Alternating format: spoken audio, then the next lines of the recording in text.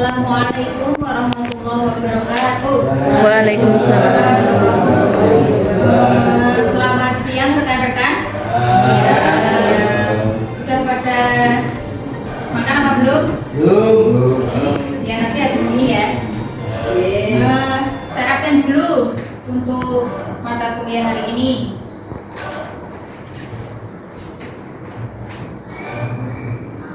Erni, Hadir. Juwita, Ada. Ana. Hadir, Bu. Oke ya, kelihatannya kelas ini hadir semua ya. Oke, untuk pelajaran hari ini desain model dan pembelajaran PKN kelas tinggi. Untuk kemarin kita sudah membahas tentang desain dan model pembelajaran PKN kelas rendah. Sekarang kita membahas tentang model dan desain pembelajaran kelas tinggi. Untuk kelas rendah sendiri kemarin kelas berapa saja? Rekan-rekan? Kelas TK. Bukan, untuk kelas rendah itu kan kemarin ada kelas 1, kelas 2, kelas 3. Nah, untuk materi hari ini kelas tinggi itu kita membahas kelas 4, 5, dan 6. Nah, itu ya. Sekarang pengertian desain pembelajaran PKN kelas tinggi adalah merujuk pada desain pembelajaran yang disusun oleh sebuah tim yang dapat melibatkan guru atau tidak perlu melibatkan guru yang akan melaksanakan pembelajaran tersebut. Lanjut ya, untuk menyingkat waktu. Selanjutnya, pengertian model pembelajaran PKN kelas tinggi.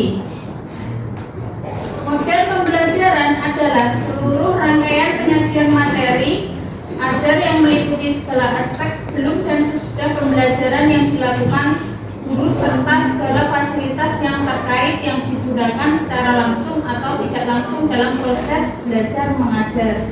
Model pembelajaran mengacu pada pendekatan pembelajaran yang akan digunakan, termasuk di dalamnya tujuan-tujuan pembelajaran, tahap-tahap dalam kegiatan pembelajaran, lingkungan pembelajaran, dan pengelolaan kelas.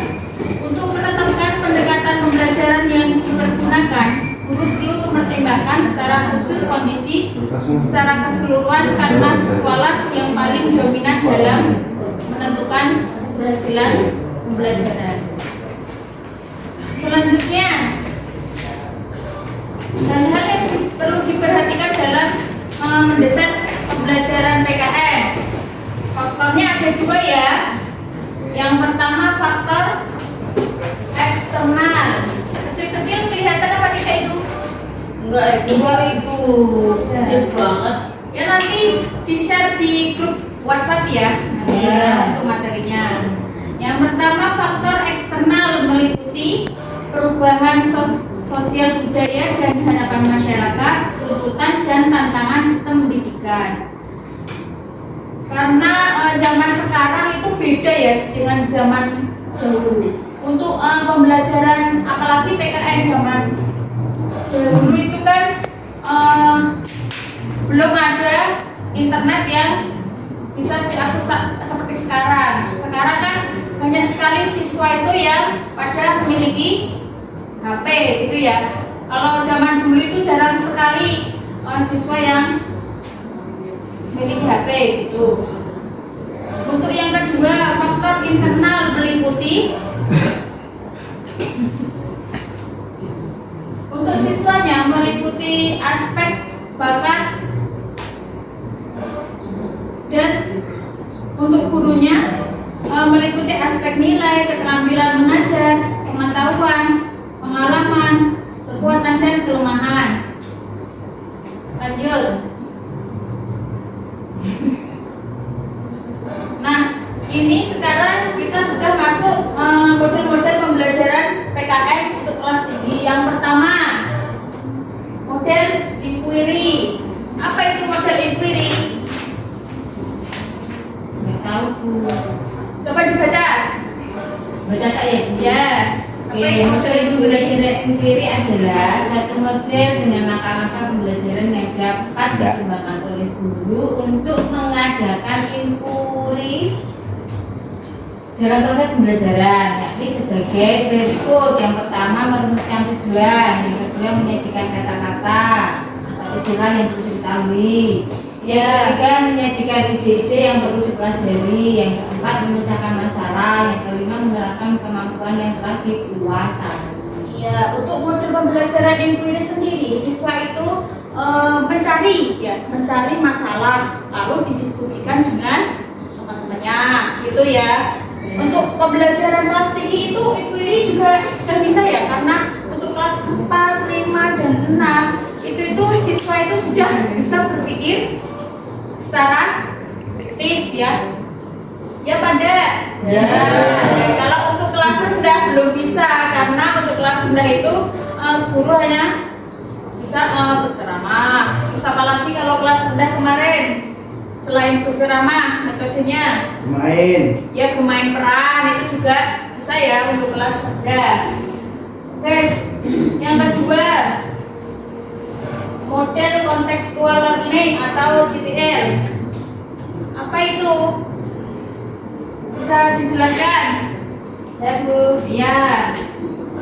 Yaitu CTL yaitu merupakan suatu proses pendidikan yang holistik dan bertujuan membantu siswa untuk memahami makna materi pelajaran yang dipelajarinya dengan mengaitkan materi tersebut dengan konteks kehidupan mereka sehari-hari, sehingga siswa memiliki pengetahuan atau keterampilan yang secara fleksibel dapat diterapkan dari satu permasalahan ke permasalahan yang lainnya.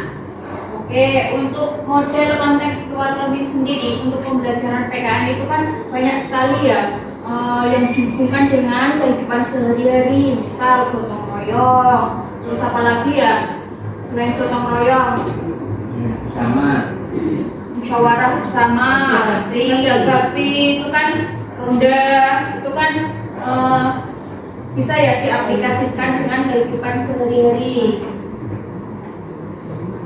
Terus model belajar kooperatif dan kolaboratif itu ya bisa dibaca sendiri ya. Terus model generative learning, model studi kelompok.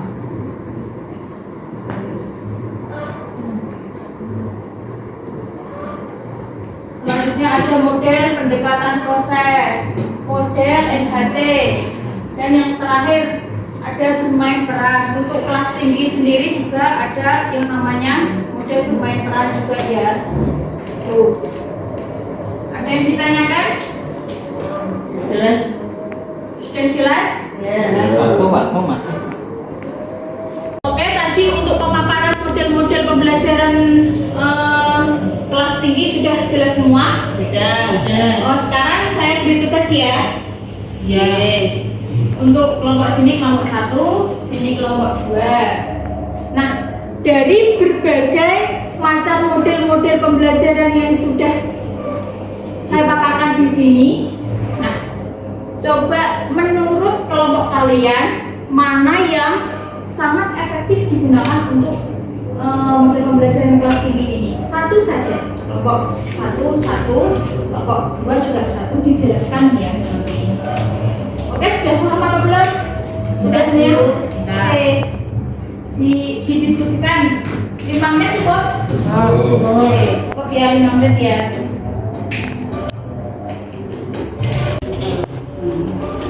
Bu, saya sudah selesai diskusi.